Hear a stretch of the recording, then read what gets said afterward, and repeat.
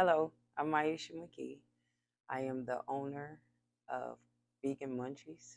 It's a plant-based cuisine, and we are here today with fresh eggs, and we're going to learn how to cook some vegetables and some mushrooms and different kind of ways. Today, I'm going to be making a squash potato blend, and it's got zucchini and bell peppers and onions and all the ingredients you see here. First, we're going to start with chopping our vegetables. So I'll start with zucchini and onion.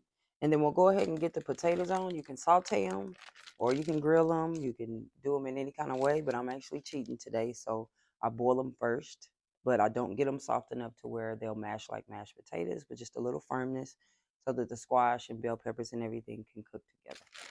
So we'll start off with rinsing our potatoes. The red ones are the best as far as health wise, so I choose those. You can use whatever your palate decides, but as far as health, these have the most nutritional value. We're going to get our potatoes on. I just filled enough water to just cover the potatoes.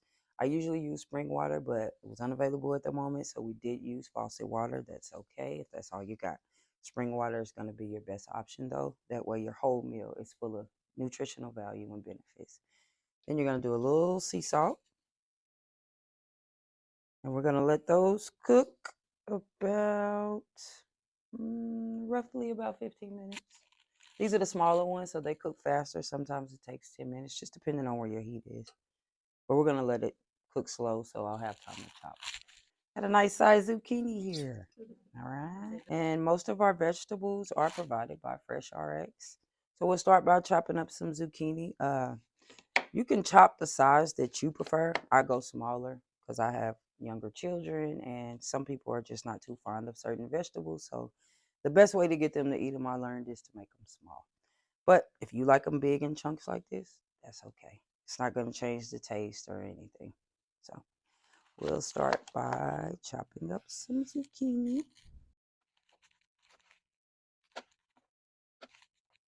Just cooks faster too when you cut them smaller. When you start to cut them a little thick, takes a little more time, and then sometimes they slime up on you. So cut them smaller so they can cook quick and still retain their firmness. So I was gonna start off by cutting this, but when I tried to pull it apart, it kind of broke. So we're just gonna use this little piece. Again, you can cut the squash as the zucchini or to your preference. Just depends on how you like it. Squash, this particular squash cooks really quick.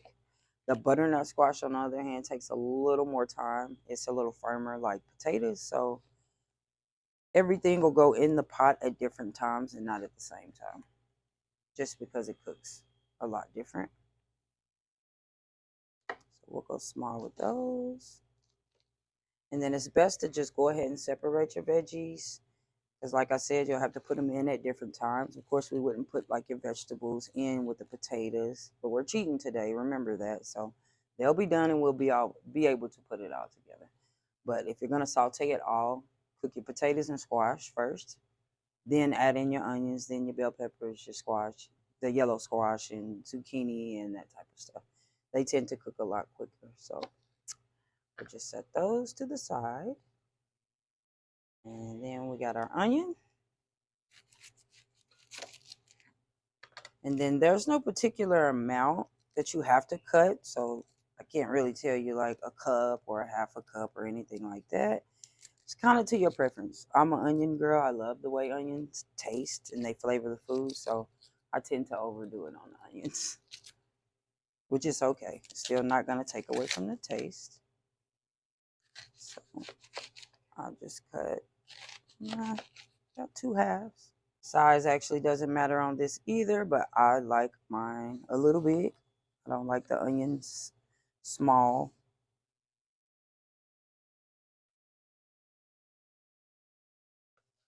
All right, we got our onions. We'll set those to the side. Now let's work on our bell peppers.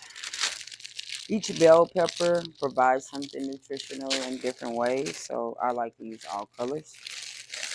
We'll start with the yellow. The red gives it a kind of sweet taste. I don't know if I'm the only one, but red bell peppers have always had like a natural sweetness to them. Okay, so cut a piece of the green, piece of the yellow, and piece of the red.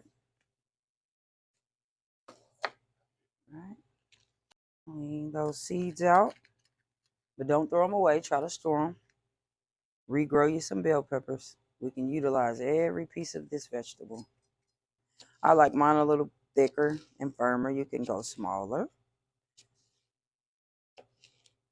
I don't know. It's just something about seeing those colorful bell peppers that makes me want to eat stuff. So I keep them at a nice size. But if you're just starting off and bell peppers are not your thing, go small. Smaller than the zucchini. All right. And then we're going to take those and slice those in half.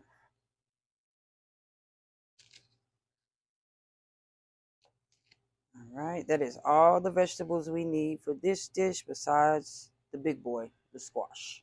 If you want your cutting to be easier, go smaller. They have smaller ones, or they have one that looks like it has a stout and then the bottom is kind of big. Those are a lot easier to slice. This one you're going to have to use a little muscle with it. So we'll start here. All right, and I usually just cut the butt. Set that to the side. Although you can utilize the butt. I actually have a dish that I do with that as well.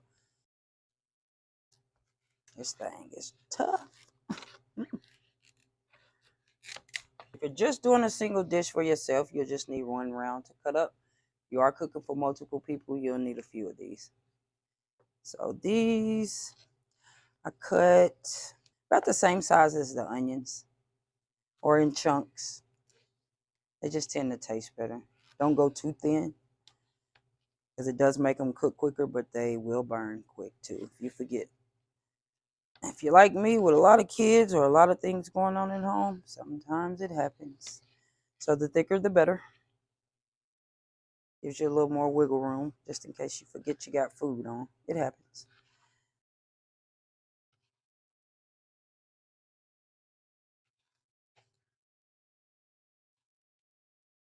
Looks like our potatoes are done, so we're going to drain those. And let's get that squash on, and then I'll show you what to do with the potatoes after we drain them. The stove is already hot, so we're going to add a little bit of avocado oil.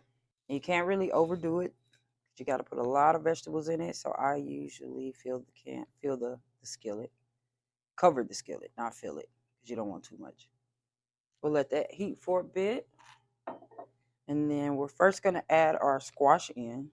Because like I said, that takes a lot longer to cook. And then as these get done, we'll add in the potatoes, the onions, the vegetables, and everything. So everything keeps its firmness. I don't like slimy vegetables. I don't think nobody does. And I think that's why we were all tainted as kids, from eating slimy vegetables. So it does matter about the time that you put them in. If you throw it all in there, you'll get firm squash with slimy vegetables, and it's just not a good taste. We got our grease hot, so now let's go ahead and put in our squash. When you hear the sizzle, that means it's ready. All right, we'll let those cook, and then we can go back to the potatoes. We'll get the potatoes out now. I will say we cheated, so they're done. And all we'll have to do is just add them to the squash once the squash is cooked. So I like mine a decent size, about that size. You just cut up as many as you want, or however many you cooked, depending on who you're cooking for. And they still have a little firmness. So they'll get to cook a little bit more with all the ingredients. That way that flavor gets all in them. So the squash is going to take roughly, I'm going to turn the heat up just a little bit. About 3 to 4 minutes. 5 pushing it. All right, the squash is starting to soften a bit. So I think it's fair to say we can go ahead and add in the potatoes.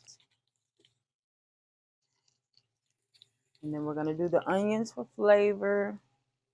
But I don't mix. I just put the onions on top so that they can kind of release the flavor into it.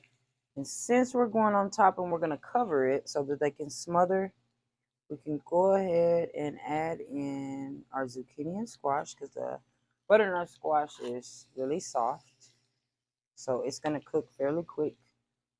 So we want to make sure these get a little tender and get flavored in. Then we add our lovely bell peppers. And then we're going to turn the heat down just a tad so they can smother a bit, and we're going to cover this. We're going to let those smother just for a tad before we get to mixing. All right, let's check on our squash and veggies. Yeah, that's all doing pretty good. So we can start to mix those. Now, be very gentle and careful because, like I said, I boiled the potatoes, and as you can see, they're starting to fall apart just a little bit because I turned the heat down so everything can kind of cook naturally and blend together. Once it gets to the firmness and the texture that I enjoy, I'll turn the heat back up to give it that crunch and that fried type of smothered potato feel. But for now, we just want it all to cook together. And it's getting there. I see the onions getting a little tender. And then the squash. Look at that beautiful squash. So, since everything is pretty much tender in here and soft, we're going to turn the heat up just a tad bit. And we're going to let those bad boys cook just a little bit more. It looks like our squash potato blend is getting done. It's pretty much done. So we're going to go ahead and add our seasonings. Get that flavor going. So we're going to start off with some red pepper flakes. You can't tell by now, these are my favorite. But they're really healthy. Very nutritional. But don't overdo it, or you're going to burn your palate. And that's never fun. We're going to go with some oregano. Because oregano is just healthy all around and benefits so much. And it's a good taste. So can't really overdo it with the herbs. Now with the salt, ease up, of course. And with the pepper or the spices, something like clove or red pepper, don't overdo it. Thyme is your best friend. It's actually good for inflammation. It helps a lot in detoxing, so you can't overdo it with the thyme. And then it always gives your food a great flavor. So we're gonna do a lot of that thyme. Okay, and then here comes the sea salt. I'm going to mix those up. I did turn the fire up to get a little more crunch on some of the vegetables and the potatoes. So your onions and squash will be kind of soft, but then the potatoes and the firmness is still there on some of your vegetables. I like my smothered potatoes or smothered squash with a little crunch. Let them cook for a few seconds, then flip, and then just get them to the consistency that you would like. And then they'll be done. So they should be ready to flip again. Okay, yeah. There we go. See that beautiful squash? That's the color and the crunch I'm looking for. So now I'm just going to cut that off. And let that simmer down. And that's it for the squash blend.